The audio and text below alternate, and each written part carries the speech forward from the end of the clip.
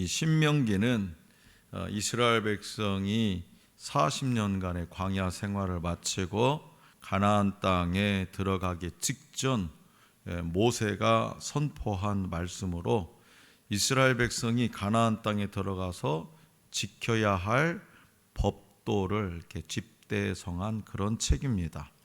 그 신명기는 여러 가지 이름을 가지고 있습니다. 먼저 히브리 성경은 신명기를 데바림이라고 부르는데, 이 말은 신명기 1장 1절에 나오는 단어로 말씀들이라는 의미예요.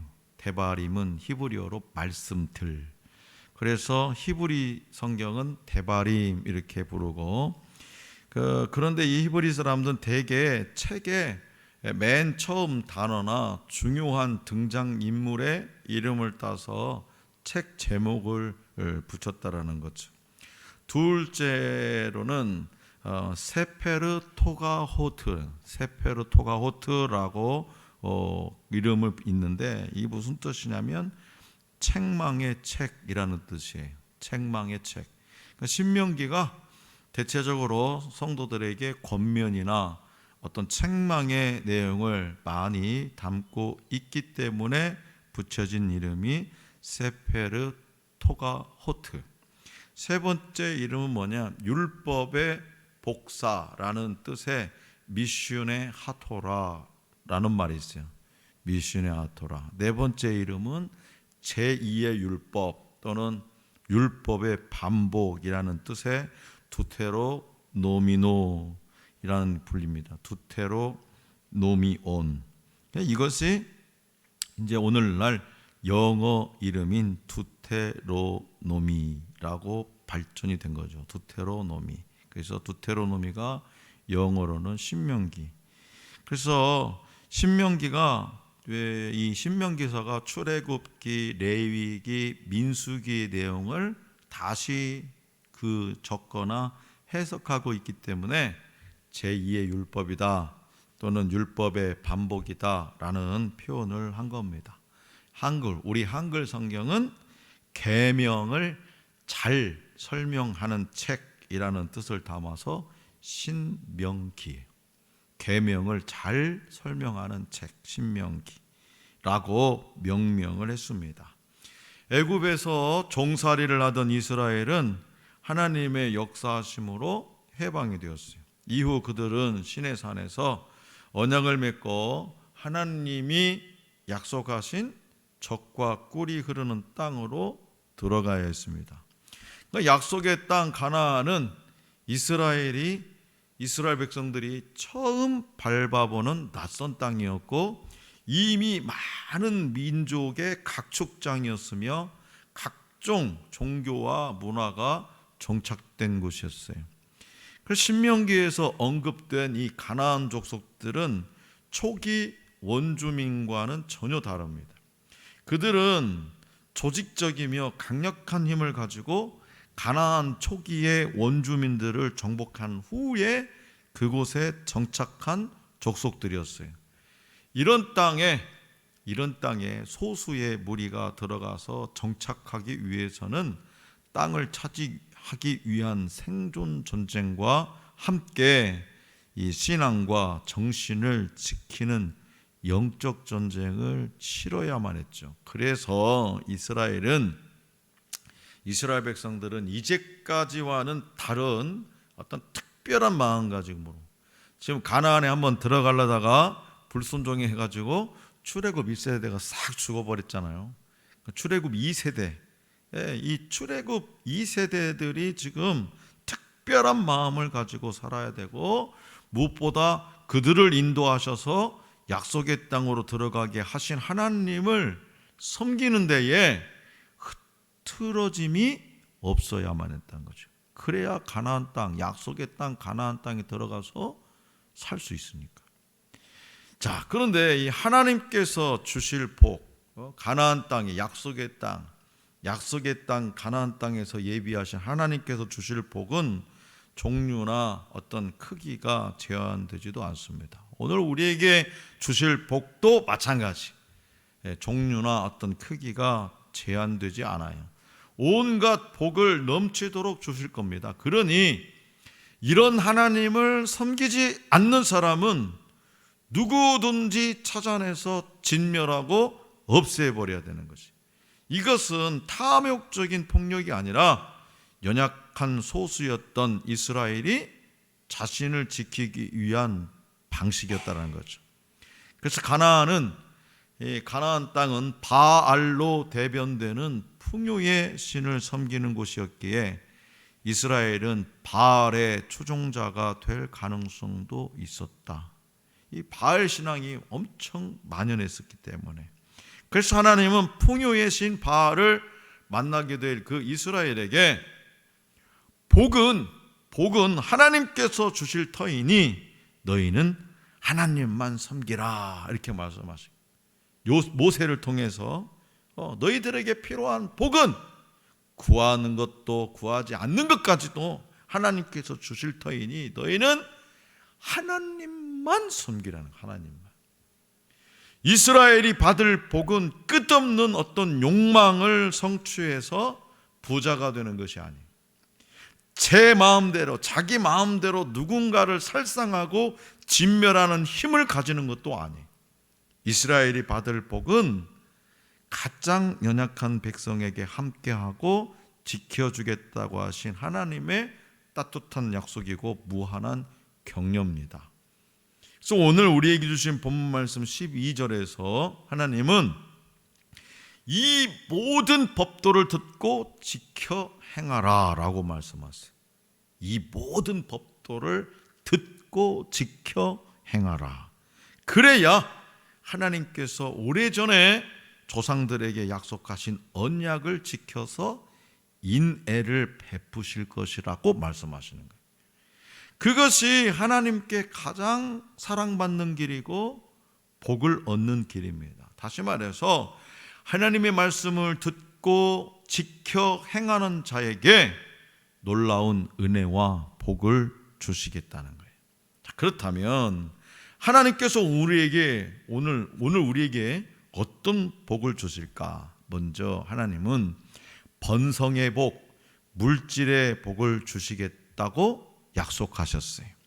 자, 본문 말씀 13절을 다 같이 받들겠습니다. 13절 시작. 곧 너를 사랑하시고 복을 주사 너를 번성하게 하시되 내게 주리라고 네 조상들에게 맹세하신 땅에서 네 소생에게 은혜를 베푸시며 내 토지 소산과 곡식과 포도주와 기름을 풍성하게 하시고 내 소와 양을 번식하게 하시리니. 아멘. 여기서 너를 사랑하시고 라는 말 있잖아요. 너를 사랑하시고 라는 말은 하나님께서 물질의 복뿐만이 아니라 사랑의 복까지 충만하게 베풀어 주시겠다는 것을 우리는 알 수 있어요. 그리고 토지의 소산, 곡식, 포도주와 기름. 토지의 소산은 뭐예요? 땅에다가 물 심어도 풍성하게 거둬들일 수 있는 그런 축복. 곡식, 포도주와 기름, 소와 양 모든 것에서 번성하게 해준다. 번성은 뭐예요? 2배, 3배. 하늘나라 법칙 뭐예요? 30배, 60배, 100배. 이렇게 번성하게 해 주시겠다고 말씀하세요. 뭐 할 때? 뭐 할 때요? 법도를 지켜 행할 때. 법도를 듣고 지켜 행하는 자에게 하나님은 번성의 복, 물질의 복을 주시겠다고 약속하세요. 그래서 하나님은 저와 여러분들이 율법을 지키는 것은, 하나님의 자녀인 저와 여러분들이 율법을 지키는 것은 첫 번째로 하나님께는 영광이 되고 우리에게는, 나 자신에게는 놀라운 축복이 되는 거예요. 따라서 우리 모두 주님의 말씀을 따라 살도록 힘써 노력하면서 기도하는 모습을 가져야 합니다. 둘째로 하나님은 만민보다 뛰어난 복을 주시겠다고 말씀하세요. 자, 본문 말씀 14절을 다 같이 받들겠습니다. 14절 시작. 네가 복을 받음이 만민보다 훨씬 더하여 너희 중에 남녀와 너희의 짐승의 암소에 생육하지 못함이 없을 것이며. 아멘. 하나님의 자녀인 저와 여러분들에게 주시는 복은 만민 가운데 뛰어난 복이라는 거예요. 복 중의 복. 모든 사람 가운데에 뛰어난 복을 하나님께서 주시겠다는 거예요. 그래서 하나님은 이 말씀에서 분명하게 네가 복을 받음이 만민보다 훨씬 더한다 라고 약속해 주셨어요. 여러분, 주변에 여러분들 잘 나가는 사람들 보면 부러워요, 안 부러워? 별로 나보다도 별로 노력도 안 하는 것 같은데 어떤 이는 그렇지, 예수도 잘 안 믿는 거, 교회도 안 다니는 것 같은데 훨씬 잘 나가. 부럽게만 보여. 그런데 뭐예요? 하나님은 이 법도를 듣고 지켜 행하는 자에게 어떤 복? 만민 가운데 뛰어난 복을 주시겠다는 거예요. 그냥 군산시에서 좀 잘 사는 사람 이게 좀 낫겠어요? 아니면 만민 가운데 뛰어난 복이 더 훨씬 낫겠어요? 그러죠. 군산 시내에서도 잘 나가는 사람 봐도 이야, 저 사람 성공했네, 출세했네, 그런 칭송을 받는데 또 서울 가면 아무것도 아니고, 그지? 또 세계로 따지면 아무것도 아니에요. 우리나라 청소년들이 그렇게 서울대학 가려고 발버둥 치는데 서울대학교가 세계 100대 대학 안에도 들어갈까 말까, 세계 100대 대학에. 그런데 필리핀에 있는 그 무슨 대학이야, 그 얘기는, 그 대학은 우리보다도 훨씬 못 사는 나라잖아요, 필리핀이. 그런데 그 대학이 세계 100대 대학에 훨씬 앞에 들어가 있어. 참 아이러니하지 않아요? 우리 대한민국에 돈 적게 가진 사람들 세계 경제 따지면은 아무것도 아니잖아, 아무것도. 그런데 하나님은 뭐예요? 이 법도를 듣고 지켜 행하는 자에게 만민보다 뛰어난 복을 주시겠다고 약속하셨어요. 그렇기 때문에 저와 여러분들이 이 말씀과 같이 이 세상에서 커다란 복을 누리실 수 있기를 원합니다. 왜 누릴 수 있기를 원하냐? 하나님이 이미 약속해 주셨으니까 누려야지. 그래서 주님께 받은 복을 가지고, 주님께로 받은 복을 가지고 정말 멋있고 아름다운 인생을 살아갈 수 있기를 원합니다. 사랑이 필요한 사람에게 사랑을 베풀어주고, 물질이 필요한 사람에게 물질도 나눠주는 여러분이 될 수 있기를 원합니다. 무엇보다도 영혼의 갈증을 해결해주는 전도자의 삶을 살아갈 수 있기를 원합니다. 마지막으로 하나님은 건강의 복도 주시겠다고 말씀하세요. 건강의 복. 자, 본문 말씀 15절 다 같이 받들에게서 15절 시작. 여호와께서 또 모든 질병을 내게서 멀리하사 너희가 아는 애굽의 악질에 걸리지 않게 하시고 너를 미워하는 모든 자에게 걸리게 하실 것이라. 아멘. 대체적으로 사람들은 건강하게 살려면 평소에 운동을 열심히 하십시오라고 권면을 하죠. 운동 열심히 하라고. 그런데 성경은 건강의 복을 말씀하면서 본문 말씀 12절에서 시작하듯이 율법을 지켜 행하라 말씀하시는 거예요. 네가 이 모든 법도를 듣고 지켜 행하면 건강의 복도 내가 주겠다, 그런 거예요. 다시 말해서 말씀을 듣고 지켜 행하는 자에게는 질병이 접근하지 못하도록 건강을 지켜 주시겠다는 거예요.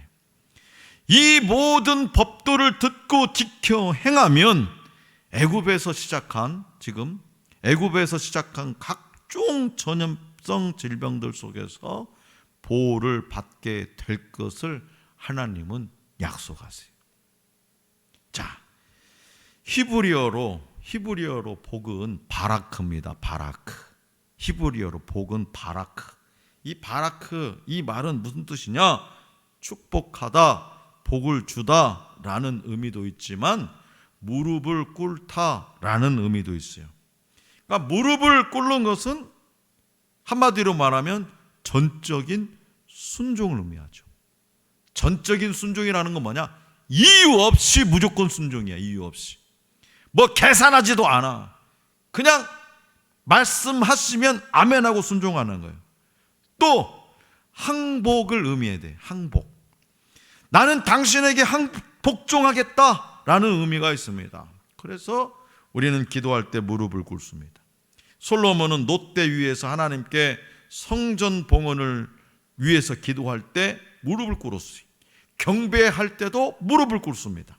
예수님이 하나님의 본체시나 동등됨을 포기하셨을 때에 아버지 하나님은 하늘에 있는 자들과 땅에 있는 자들로 예수의 이름에 무릎을 꿇게 하셨어요.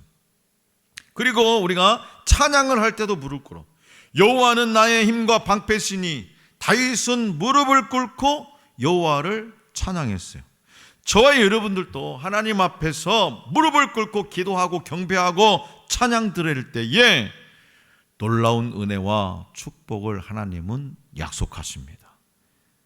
고영진 목사의 저서 존재의 축복에 실린 이야기예요. 존재의 축복.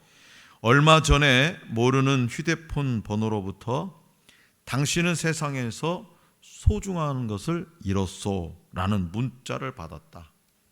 그래서 당신은 세상에서 소중한 것을 얻었소 라고 답신을 보냈더니 곧바로 당연하지요 라는 문자가 왔다. 내가 다시 당신을 축복합니다 라는 문자를 보내자 더는 문자가 오지 않았다. 물론 장난 문자였을 테지만 나는 그 내용을 곰곰이 생각했다. 세상에서 소중한 것을 잃었다. 세상에서 소중한 것을 잃었다. 맞는 말이다. 그리스도인들은 세상에서 소중한 것을 포기했다. 하지만 하나님은 이 세상이 주지 못하는 것, 가장 소중한 것을 주시는 분이다. 자, 사랑하는 성도 여러분, 우리는요 세상의 복을 받기 위해 하나님을 믿는 것이 아닙니다. 그런데 불행하게도 많은 그리스도인이 이러한 사실을 망각하고 세상의 복을 바라보면서 살아가고 있어요. 또 하나님께 그 복을 내려달라고 기도합니다. 그것이 바로 기복신앙입니다. 기복신앙은 자신을 망하게 하고 교회를 망하게 하는 원인이 됩니다. 그러니까 신앙의 중심에 하나님이 아닌 자신을 두는 그런 교회에 하나님은 더 이상 머무르시지 않기 때문입니다. 그리스도인들은요 세상의 복이 아닌 저 하늘의 복을 소망해야 돼요. 하늘의 복. 그러다 보면 세상의 복은 덤으로 주어집니다. 여러분, 우리가 열심히 노력해서 뭔가를 얻는 것도 중요하지만 덤으로 주어지면 기분 좋지. 네? 물건을 샀는데 콩나물을 막 500원어치 샀는데 콩나물 장사가 이거 좀 떨이니까 좀 더 가져가세요. 덤으로 콩나물도 주고 이거 시금치도 좀 떨인데 이것도 줄게요 하면 더 좋죠. 그래서 우리는 하늘의 복을 소망해야 돼. 그 하늘의 복을 소망하다 보면 세상의 복은 덤으로 주어집니다. 또한 복의 통로가 되기를 우리는 소망해야 돼. 나를 통해서 주변 사람들이 복을 받을 수 있게 하는 복을 소망해야 됩니다. 그런 사람이 참으로 복된 자입니다.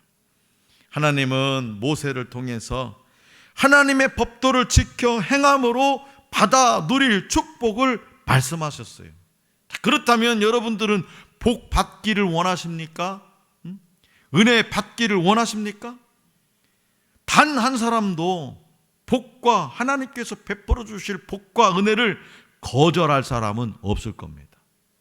그런데 이 하늘의 복은 인간의 의와 능력으로는 얻지 못하고요, 하나님을 전심으로 섬길 때 얻을 수 있습니다. 그래서 말씀을 주야로 묵상하고 순종하는 삶이 우리에게 필요한 거예요. 악인의 길에 서지 않고 오만한 자의 자리에 앉지 아니해야 우리는 하나님으로부터 은혜와 복을 받아 누릴 수가 있는 거예요. 인간의 생사고락, 흥망성쇠는요, 오직 우리 주님의 손에 달려 있습니다. 우리 주님은 저와 여러분들을 높이기도 하시고 낮추기도 하시는 분이 주님이십니다. 복의 근원이 되시는 분은 우리 주님뿐이에요. 그래서 물을 얻으려면 샘을 찾아가야 하듯이 인생이 목마른 사람은요, 주님을 만나야만 쉼을 얻을 수 있습니다.